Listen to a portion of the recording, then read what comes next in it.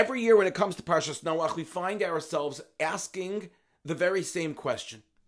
How did the situation get so bad that Hashem saw that there was only one option, which was the world needed to be destroyed in the times of Noach, and that the only people and animals that would survive would be everyone who was with Noach on his teva, but the rest of the world, no choice but to destroy it? How could it possibly be?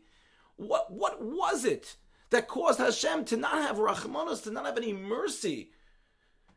So Chazal tell us, the rabbis explain to us, that lo nechtam gzar dinam, that generation, the door of the flood, the generation of the mabul of the flood, lo nechtam gzar dinam, their final decree was sealed because of Gezel, because they stole from one another. Which makes the Tiferes Shlomo really ask a question.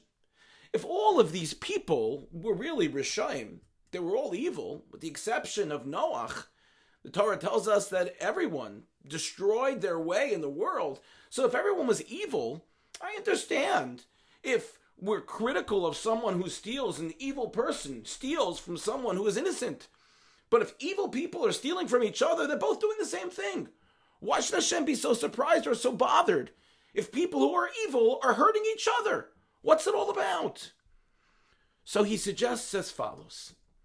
He says, what does it mean to steal, to take from someone else? He says what that means is that I don't have rachmanus, I don't have mercy on another person. Meaning I may want something that belongs to someone else, but usually I'll say it's not right. Then that person is not going to have it anymore.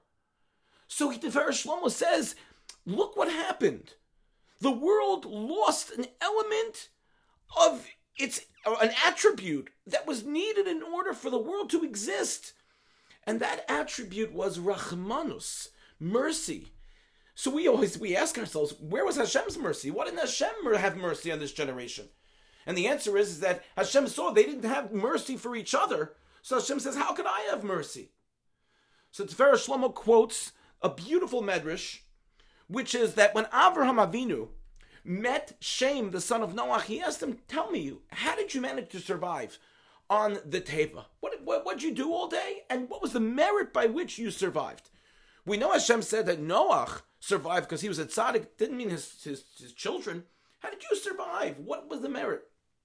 So Shem told Noach, he said it was the merit of the fact that these animals, they were out of their natural habitat. Usually an animal finds its own food. The animals now were on the teva, and there wasn't any food for them to find.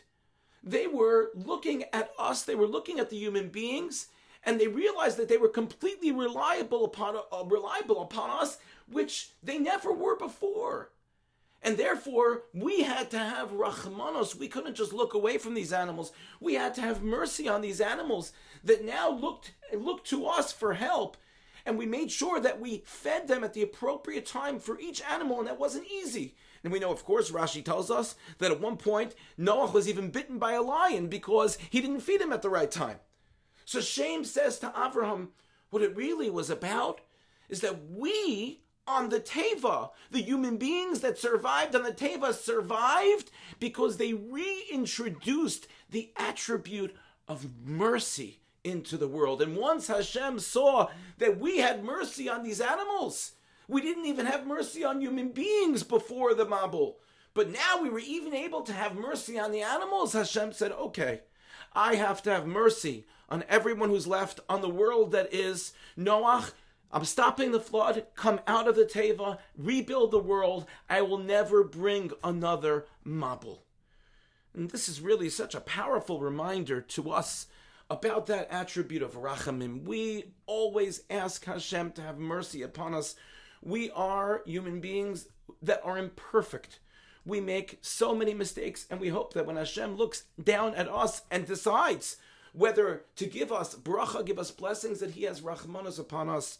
It's so important for us to also have rachmanos on other people. And even if someone does something that irritates us, that bothers us, that it's important for us to be able to look at them with Rachmanos and say, maybe there's something going on in their life that caused them to do what they did. And perhaps if we're able to have more Rachmanos, if we're able to be more patient when it comes to judging others, hopefully Hashem will also be more patient and have Rachmanos upon us in all that we do in our lives, and continue to bless us throughout the course of this year. Wishing everyone a good Shabbos.